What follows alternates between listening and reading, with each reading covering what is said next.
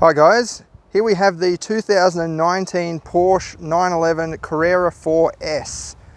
This is the fastest all-wheel drive 911 you can get in Australia at the moment. That's before the Big Daddy 911 Turbo comes along.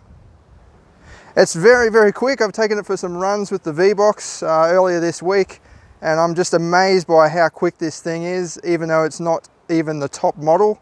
So I'll be very surprised to see how the new turbo goes. It must be an absolute rocket ship. This is the brand new generation, 992 911. Easy way to spot it is with the full width tail light at the back and these vertical vents. There are still horizontal ones behind there, you can see.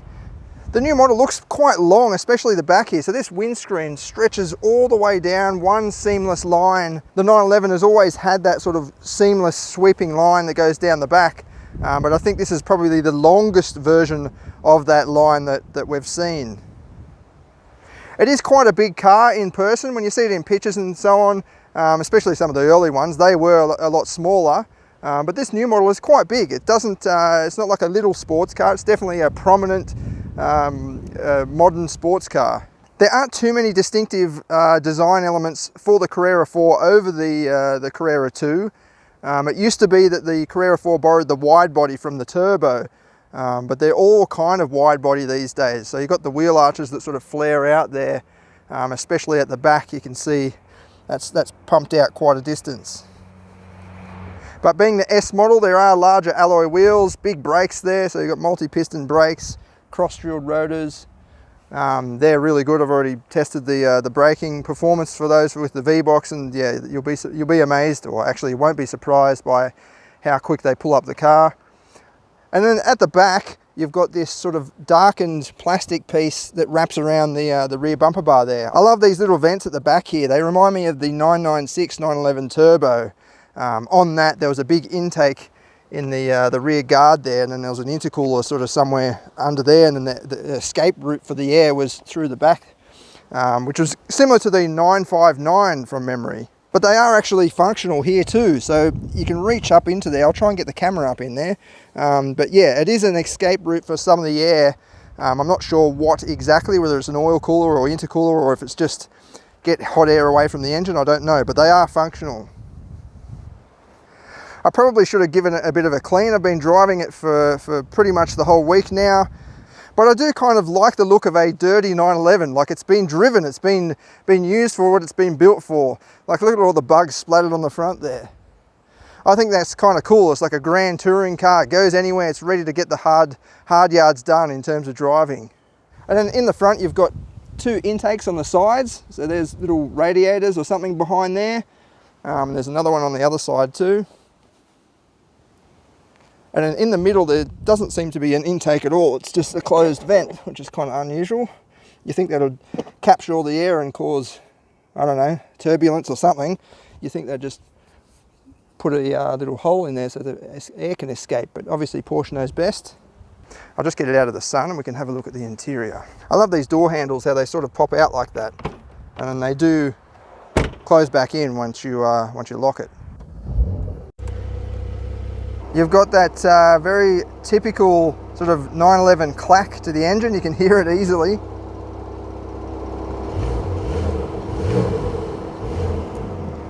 Even though it is turbocharged, I'll show you in a minute, but even though it is turbocharged, it totally sounds like a naturally aspirated, high revving, crispy flat six engine.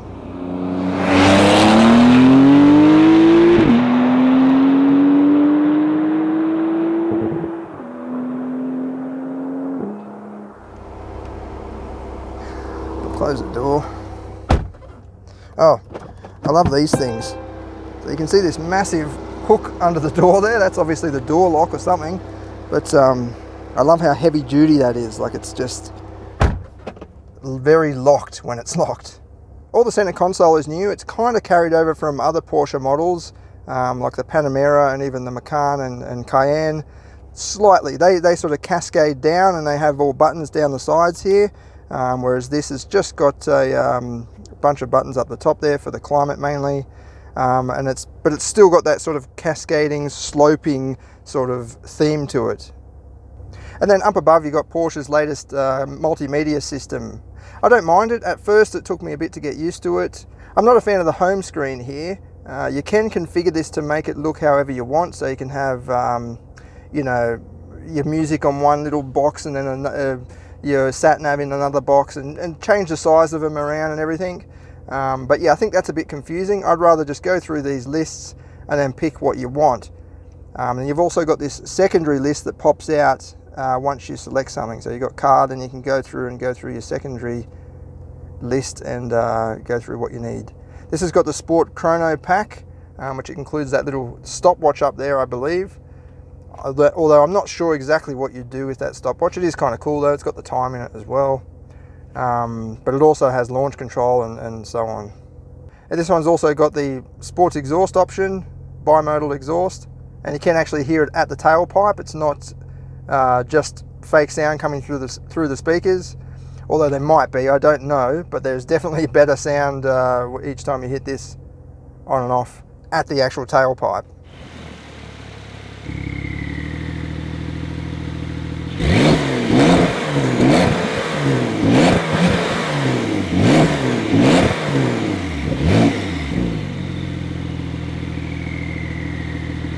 This one's also got the GT style steering wheel option with the drive mode select dial down here, and you can rotate this around. As soon as you put it into sport mode, the exhaust comes on anyway, and Sport Plus, and you can configure an individual mode and mix and match different settings. I love the new instrument cluster system they've got going. I'm not a huge fan of totally digital instrument clusters because I think they're a bit too easy. They take away the sort of craftsmanship of making a mechanical dial. So I like the way that Porsche's got a rev tacho in the middle that is still a mechanical dial. And then you've got two identical digital screens on the outside. You can change what they display, so you can get the map in there, Sport Chrono, G-force, all-wheel control, so that sort of tells you, well, as you're going around corners and so on, it will tell you how much power is being distributed to the front and rear, and your tyre pressures as well. And then you hit this little button here and it goes across to the other side. There isn't too much available here from memory, it's just your speed limit, you can set it, and then your route guidance. I like the way Porsche's put the speedo over to the side there. It's like it's not important. Yeah, anyway, that doesn't matter. It'll just put that to the side. And then it's got the tacho in the middle there. That's more important. That's a 911. That's a traditional thing for 911s. In fact, I'm surprised they don't have an oil gauge somewhere in some prominent view as well. They used to have an oil gauge pretty prominent. In terms of cabin space, this is pretty good. This has got the sunroof option there, or moonroof, I suppose you'd call it. It does open up a little bit more room. You can sort of fit your head up there a little bit, although I suspect the normal ceiling is sort of just, maybe it dips in there a bit anyway. But yeah, it's totally fine for me. I'm about 5'7", I think, or 170 centimeters, and yeah, this is totally fine for me. Everything is really clean and fuss-free. And even this dash is carried over from 911s for decades. So it's just that flat surface, and then it rises up for the instrument cluster. Very flat on the front as well. And that helps with the sense of space and airiness. On this side, you've got like a little cup holder that pops out. But there's none on the driver's side. But you do have a little cup holder thing there. And then a very shallow center storage box.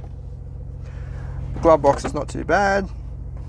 This sheet tells us what options this has got. So it's got quite a few. The standard price is $280,000 Australian at the time of this video. And then it's got about $45,000 worth of options on it. So the exhaust is $5.5 grand. Sport Chrono pack, $5 grand. The sunroof, $4,700. Rear axle steering, $4,700. Carbon interior package, so that's all this carbon trimming along here and along the top of the dash. The wheels and privacy glass. Oh yeah, the steering wheel, $580. That's all right. I probably picked that for sure. It's a very nice steering wheel. And then the yellow racing seat belts as well. There are two seats in the back, but they're very, very tight. So I'll demonstrate that for you. I'll have to push the seat all the way forward. sorry about that. Put the seat forward a bit so I can put my feet somewhere. But yeah, these are really only suitable for young kids. I'm not sure how you get in, feet first. Yeah, this is pretty small. My head doesn't fit. It's definitely only meant for, or designed for kids. There is baby seat anchor points there, Isofix or Isofix, however you pronounce it. So you could probably put a baby seat in there, an upright one. Obviously you wouldn't get a rearward facing one. And then you can put your kids in there. But yeah, this is not a sort of 4-seat grand touring car. This is only for emergencies. But in saying that as well, I've got that seat forward a bit too, so it'll be hard for the driver to get really comfortable in that setting. I mean, you could probably put it back slightly. I've got a couple of centimeters there of knee room on that side, but yeah, it's not meant to be a proper 4-seat grand touring car. With the engine in the back, which is sort of mounted under here somewhere, there is a trunk at the front. I'll open this little back section as well. It's sort of just for the ultra important things, such as your, I think that's the radiator, and then it's just got your oil there as well. But yeah, no storage space or anything like that.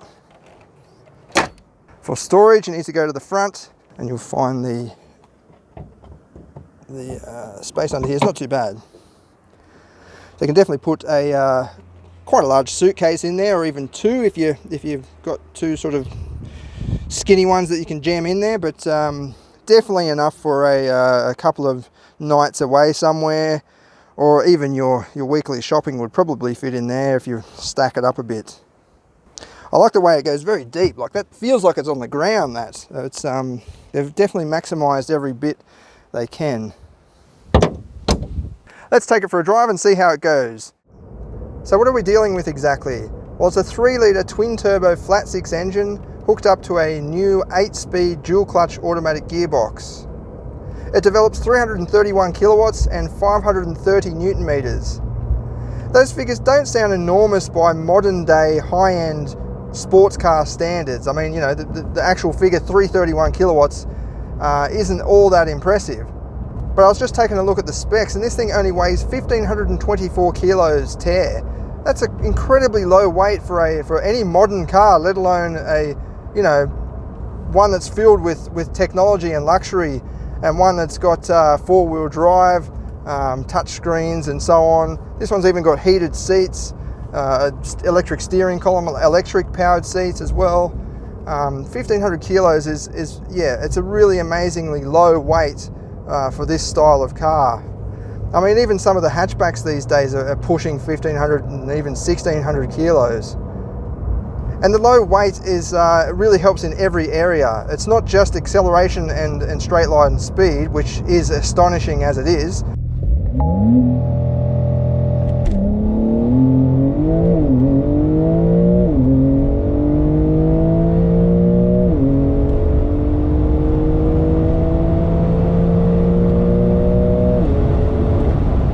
The handling and the braking as well that benefits from such low weight. Sometimes with heavy cars, when you first turn in, it might take a fraction of a second for the rest of the weight, for every gram of weight to catch up with your initial steering input. But with this, it feels like every single gram is just right here in the steering wheel. It's just, as soon as you turn it, it all turns. There's no catch up, there's no sort of aftershock or anything like that. And I guess that's what the 911's all about, that pure driving, the pure driving connection. So I put it into manual mode. We might as well go up to Sport Plus. You've got blipping of the throttle on the downshifts.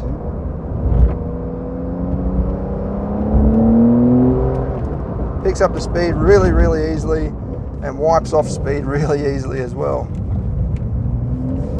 Plenty of traction. It just rips you around the corner, it really does. And so confidently, like it doesn't care at all. It's not even bothered by anything that you do, or that's what it feels like anyway. I haven't been able to produce any understeer at all. And then you can actually make it oversteer, even though it is four-wheel drive. It's definitely set up to be rear biased, because you can you can't really power slide it and come into a corner and then just punch the throttle. It's a very tight corner. And punch the throttle and it'll kick out, although it kind of does. You just got to use a tiny bit of weight and then use the throttle, and it will just, yeah, sail out there beautifully. It's going to be quite a lot of motorists around today, so I'm not going to get to show you the full, or you know, even the near potential of the car. But yeah, it's amazing how these things handle it. It just does exactly what you tell it to do without any sort of hesitation. Overtaking is no problem, of course. Not even trying. It just, yeah, for me, the acceleration of this thing is probably one of the most impressive things, or sorry, the most surprising thing. The handling I was expecting to be outstanding, and it is. Whereas the acceleration, I wasn't expecting it to be so savage. It really is near a GTR in terms of the 0 to 100 sprint. It's crazy. I love the sound of it too. Even though it is turbocharged, it totally sounds like a classic 911. It's got that wail, that howl to it, and it changes throughout the rev range as well. It's like a, and it sort of opens up as you go past 5,000 RPM. I'll try and just do a bit of driving for you, and you can just listen for yourself.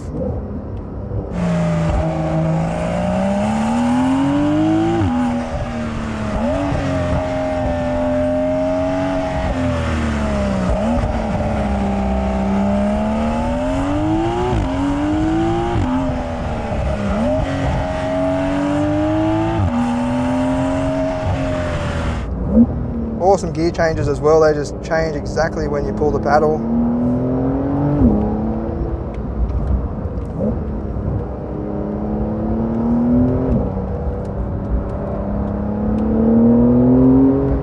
Crazy the way it picks up speed. You're not even, that was only about, well, maybe half the throttle, and it's just picked up. I know we're going down a hill, but it doesn't scream like a Lamborghini or a Ferrari, but it just roars and just relentlessly pulls the car towards the horizon. It's just, you kind of hear the turbo sound there too. I don't know if the camera can pick it up, but it's got this whistly sound, and then when you back off, there's a tiny bit of a wastegate sort of whistle and sneeze there. Yeah, you can definitely hear that. That's pretty cool.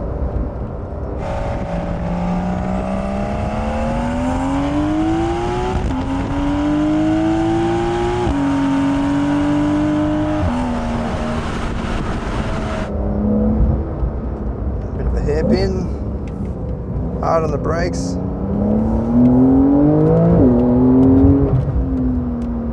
Yeah, that's just craziness. And this isn't even the turbo. Like it's definitely quick enough for the public roads, put it that way.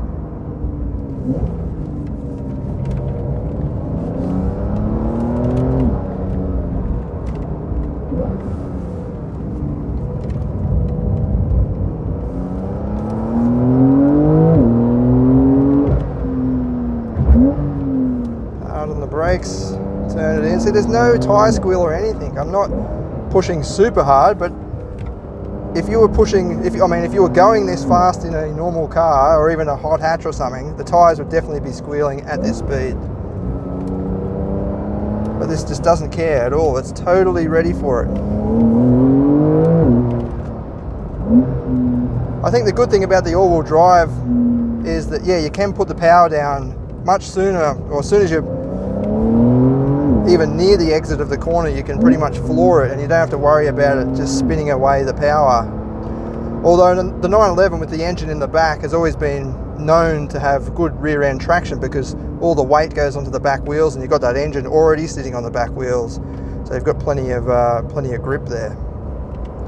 We might just turn around and go back up and give it another go.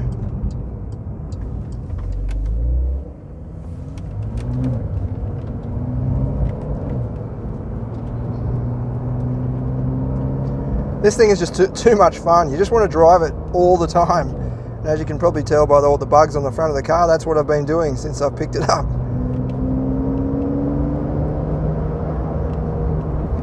Yeah, uphill's a bit better. There doesn't seem to be as many cars, but also we can sort of give it a bit more and appreciate the response and the low down torque a bit more.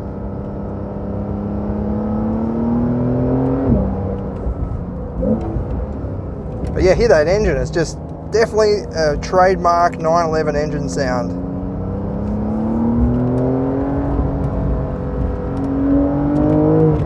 Yeah, when you get to about 6,000 RPM, it just turns into this distinct noise. I'll show you.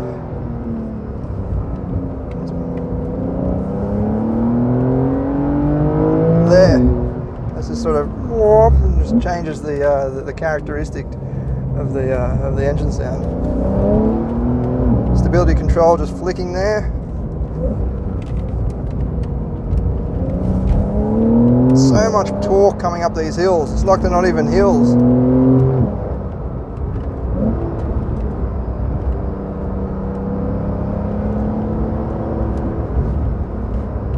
The steering is lovely, as you'd expect. I'm just trying to find a fault in it. I can't really. I suppose it's a little bit too heavy for my liking. Although I do have it in the sport mode. I don't know if that changes the steering weight or the feel of the steering. But this does have the rear wheel steering option as well, so that's why it's just hooking into these corners like they don't even exist. So it just sort of pivots around. The way I understand it is that the wheels turn in the same direction as the car when you're above a set speed. I think it might be 60 or even 80 kilometers an hour. They turn in the same direction as the front, but then below that speed they go in the opposite direction. So that basically tightens or shortens the wheelbase, virtually shortens the wheelbase when you're in low speed stuff, but then extends the wheelbase when you're in the higher speed stuff. So you want a longer wheelbase for stability, and then you want a shorter wheelbase when you want agility and just trying to get through little tight spots, or even tight hairpins and so on.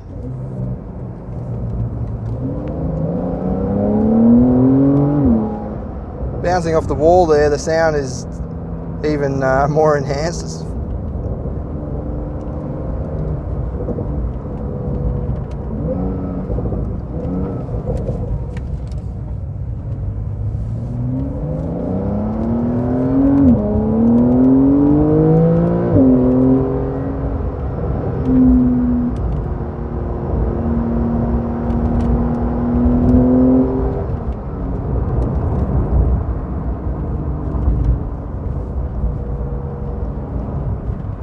So on first impressions, this is pretty much my favorite car now.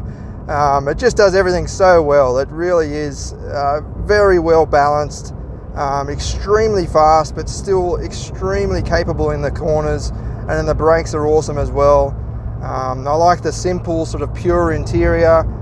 It's not making a fuss about itself. And it's not too showy as well, like it's a bit understated. I have noticed quite a bit of attention from onlookers, but it's actually interesting. I've noticed a lot of old men like looking at the 911. I think they like the 911 as a concept, as a nameplate, because it has been around for decades. So they know that the 911 is it's always been the sports car, the ultimate sports car. So if you want to buy a supercar because you want to pull some girls or something, probably better off going with something a bit more flashy, a bit more flamboyant.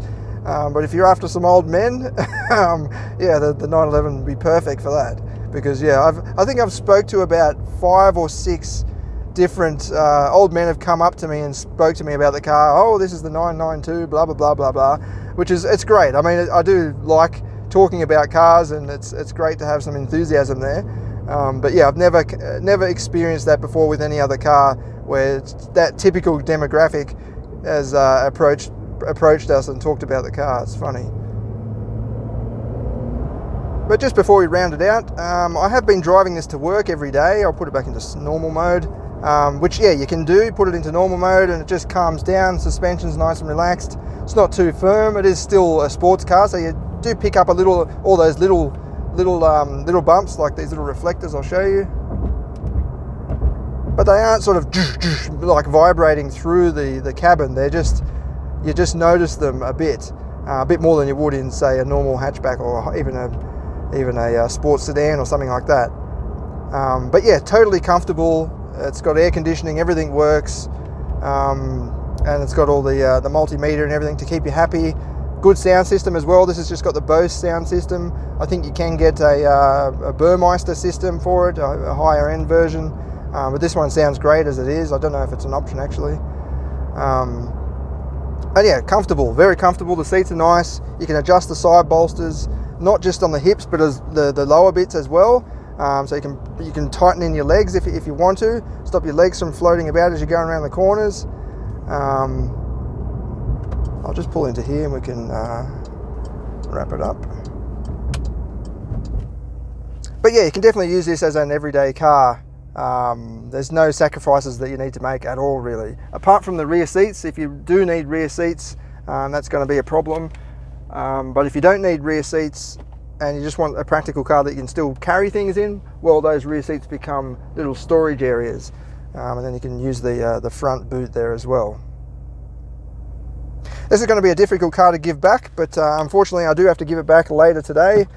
And I'll try and put together the written review as soon as I can, as well as the 0 to 100 video. You'll be surprised by the, well, you won't be surprised, but you'll be astonished by the 0 to 100 times that you can get out of this thing in the real world. It's just amazing.